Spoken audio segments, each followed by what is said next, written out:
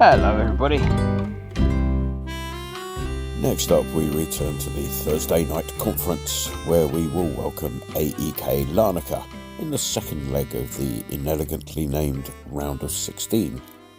Kick-off on Thursday is at 8 p.m, and with the old away goals count double in the event of a draw rule having joined the Watley Cup and Jamie Carragher's self-respect in the great footballing graveyard in the sky, should aggregate scores be level, then there'll be extra time and, if required, penalties available to separate the sides.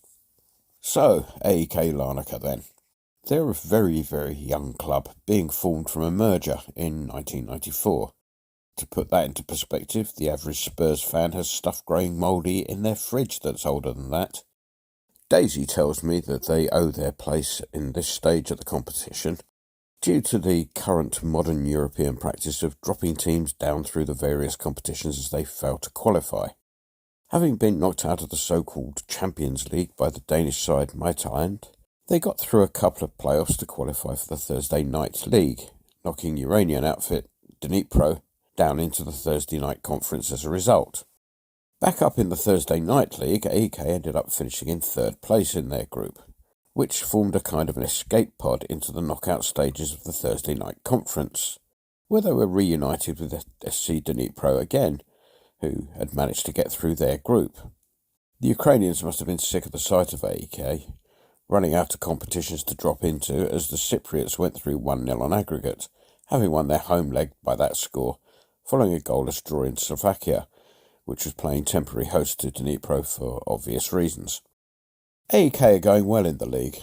The Cypriot League is one of those that has a bit of a split at the end, and at the time of the split they are currently in second place, which is 2 points behind the leaders Apoel Nicosia.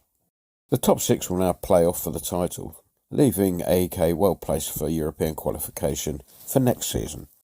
As an interesting aside, up to 1974 the winners of the Cyprus League got promoted into the Greek top division.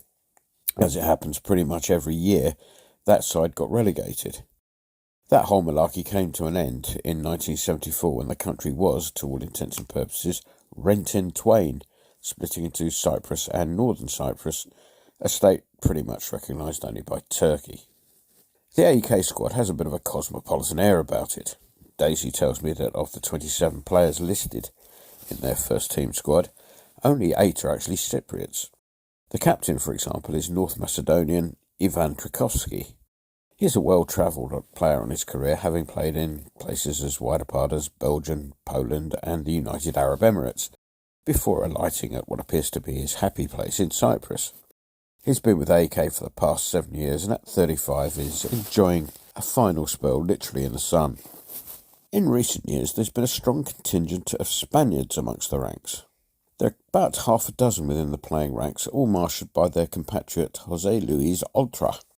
He's been around a bit in Spain and has top-flight experience amongst the 13 clubs he's helmed in the past 22 years, though his arrival at AEK did come at the conclusion of a spell with a team called Fuenlabrada, who are currently in the Spanish third tier. Oddly, 7 of Larnaca's last 9 managers have been Spanish. This appears to have been sparked by the arrival of sporting director Javi Roja back in 2013. Although he's no longer with the club, the Iberian influence doesn't appear to be waning any. They've no injury worries to find at the moment, as far as I can see, and they'll be able to select from the squad we faced last week. So without further ado, I shall move on to the wild and wacky world of association football. Is it me, or was Match of the Day so much better this weekend without that prattling on made by the pundits? Ideally, there'd have been a bit of commentary to assist viewers with impaired vision, or referees as they're known, but the fact is that we were spared Danny Murphy, and that was a major bonus. You could do an interesting experiment involving Murphy being shown an identical incident twice, with CGI swapping the player's kit for a Liverpool kit for the second showing.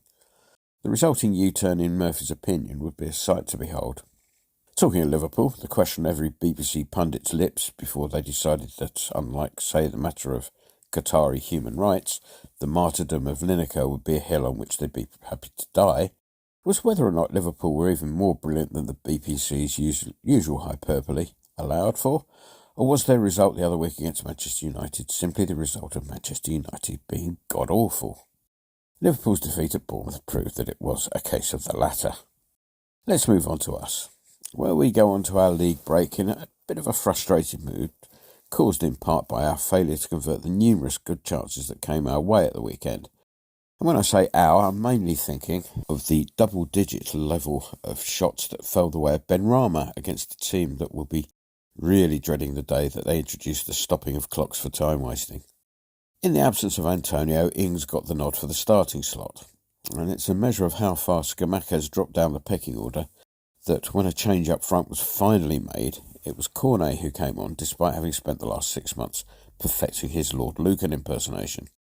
Cornet clearly lacks match fitness, as evidenced by being caught offside on numerous occasions. However, there's been enough in the 2 cameo appearances he's made since his return to suggest that he will be able to bring some much-needed guile to proceedings, but he'll need to get up to pace sooner rather than later for him to be effective. Meanwhile, the noises coming out of the club about him not producing much in training do not bode well for the Italian, who, like others before him, is discovering that when Mr. Moyes takes against you, it's exceedingly difficult to get back into his good books. So for this one, it will be very interesting to see whether or not Scamacca or Ings starts. The injury list is currently comprised of Fabianski, Soufal and Antonio, none of whom will be available till April at the earliest. To those 3 absentees, you can also add Flynn Downs, whose yellow card in the first leg earned him a 1-match ban. So the prediction then. Well, I've liked to have had one more goal in the bank from last week. That would effectively have put the tie to bed a week early. Having said that, an early goal for us this week, will have the same effect. And whilst AEK Larnaca didn't roll over last week, their attacking presence was more a function of our desire to win the game using the least possible effort, something that we actually accomplished with consummate ease. So I reckon the aforementioned early goal for us would extinguish the last flickering embers for Larnaca and enable us to complete our 10th consecutive European win.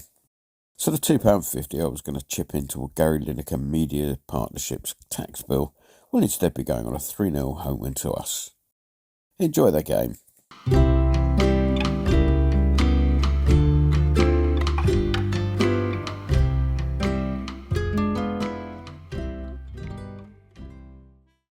We're here in the offices of a Late Late Show with the host of a Late Late Show, James Corden. Hi. Big West Ham fan. Yes. And big knees up Mother Brown, man. Yeah. Get on the forum at kumb.com. Come on, you irons.